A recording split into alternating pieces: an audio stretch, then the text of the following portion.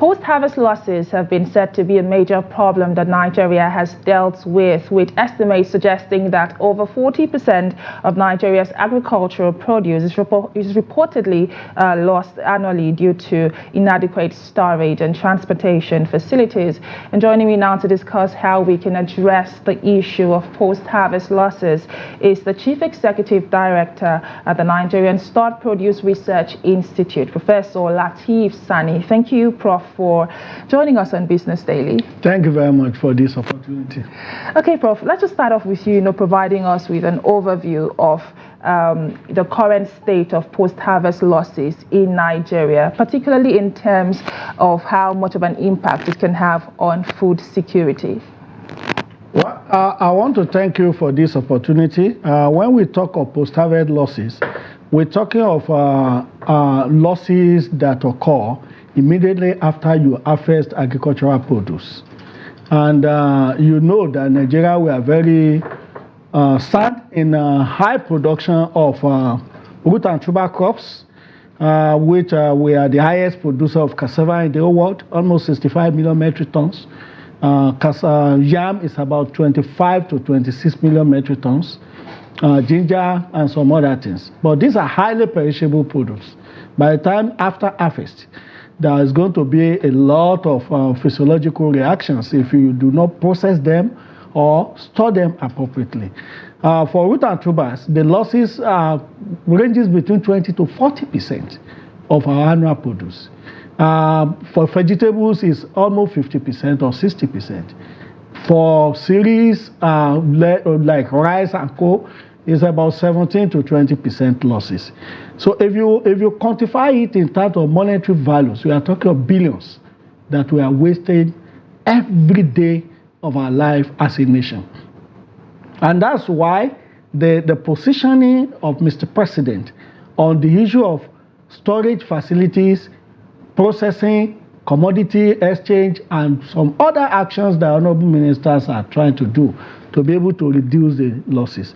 So the losses are huge, and if we're able to reduce them, even by 10 to 15%, Nigeria will make quite a lot of gains that could be able to be used to develop the country. Okay, Prof, as they say, data never really lies. You've reeled out some figures now, 40% losses annually, 50% losses when it comes to vegetables. And that, in my own opinion, is quite enormous. But I'd like for you to talk about the primary factors that are contributing to these losses. Is it just a case of transportation, like you pointed out? No. There are some, like fruits, for instance, mango, some of them are climateric. Immediately after harvest, by their natural status, if you do not keep them in a cool environment, or you do not process them into juice, or you do not dry them, they will begin to ripen. And that will change. And that's why, apart from period of harvesting, which most of our farmers and processors are not keeping. There are some of them that if you want to harvest them, it should be quarterly ripe. Quarterly ripe? Quarterly ripe, not that you wait about 75, immediately 75, and the ethylene production will occur. And before you go to the market with our problem with road network problem, insecurity, so many checkpoints by security agents, and Nigeria is a tropical region where you have high temperature, not temperate region. So these are some of the factors. Climatic factors are there. Physiological factors are there. Handling factors are there. And our lack of appropriate post-harvest technologies are also there. The last one is even when you process at the farm gate and you want to transport them to the next available situations, you have the security challenge. But that brings us to the issue of addressing all of these issues that you've listed out. And I'm wondering, what sort of collaboration have you had so far? Because you're speaking from a place of authority as the Executive Director of the Nigerian Stored Produce Research Institute. So has there been any form of collaboration, with farmers, with stakeholders, with government even, to reduce, the number of losses that we as a country have had to deal with in the past? I would say yes. The federal government, our institute is situated with Agri Research Council of Nigeria, and we are under the Federal Ministry of Agriculture and Food Security. So everything I'm saying here, I'm saying it as part of the government. So the government is doing quite a lot. We have within the Ministry of Agri, we have what we call Zero Reject Initiative. And so many livelihood support programs from IFAD and so many things. There are a lot of collaborative work going on in the country. We have development partners like FAO, UNIDO, IFAD, International Institute of Tropical Agriculture, ITA, and so many other CG centers that cooperate with government agencies. We also have farmers. We have All Farmers Association of Nigeria, AFAN, and some other commodity producers. What we are saying is that we have some interventions that we've been doing in the past. All of a sudden they will stop.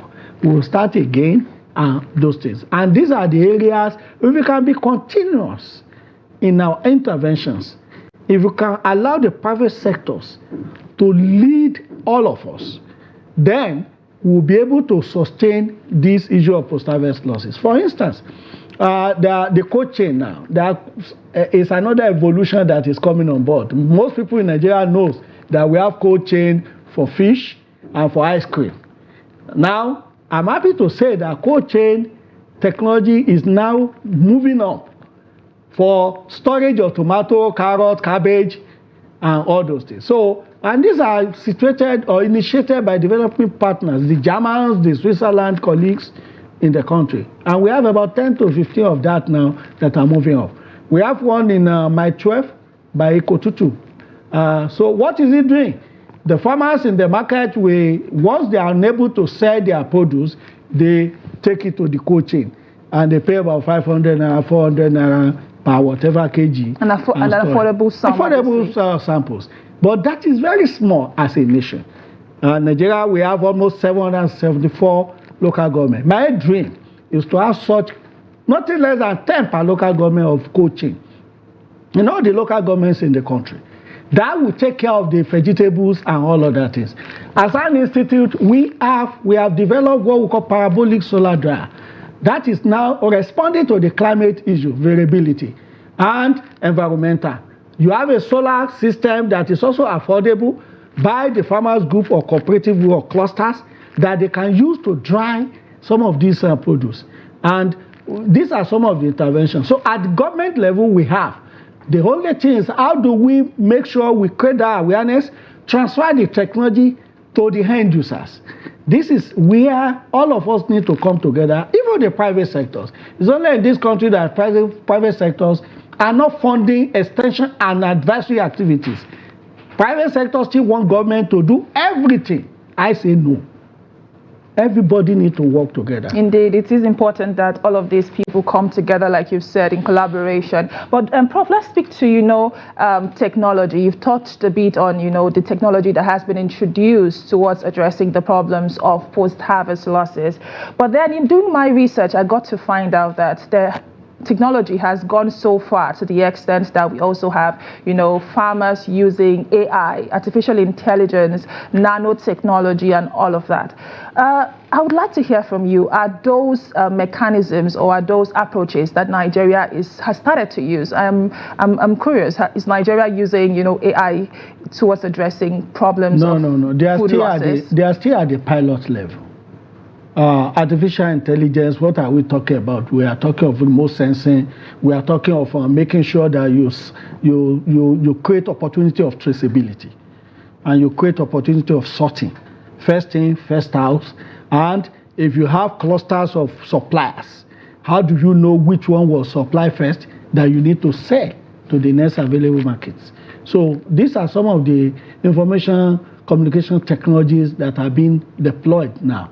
The second one, like the one you talk about, is also at the pilot level. The nanotechnology? Nanotechnology is also at the pilot level. Mostly from my institute, Nigerian Stockholder Research Institute, and we're also partnering with some colleagues from Belgium and India to be able to get some of these things. So, and we are getting good results. So I know that there was an initiative from the International Fund for Agricultural Development, IFAD, and Federal Ministry of Agriculture and Food Security, and the presidency, the technical advisor, on the issue of ICT for agricultural development. And these are some of the things we want to see that all of us are part of, harmonize, to be able to deploy to the farmers. What is coming on board now is that in the next few years, we are having a kind of springboard of young champions, elites like me, that are also going into agriculture because of these climate ICT smart technologies that are now being deployed that you can use, just as they are doing in the Netherlands or in Brazil or in Israel. So these are emerging technologies that are coming, and they are going to create quite a lot of income opportunities. Unfortunately, our time is fast spent, but this is the conversation that we could have had, for hours on end. Thank you very much, Prof. He is the Executive Director of the Nigerian Stored Produce Research Institute. Professor Lateef Sanni, thank you for your insight on the program. Thank you very much, and I wish that you attend our first Post-Harvest Connect from 18th and 19th of April, Thursday, Friday. Thank you, Prof. At NAV Center. Thank you very much. Thank you, Prof. Thank you. Well, this is where we draw the curtains on today's edition of the program Business Daily, coming to you live on Trust TV. Join the conversation on social media. Let us hear your thoughts on how Nigeria can address the issue of post-harvest losses. My name is Chiamaka Enendu. Thank you for watching, and bye for now.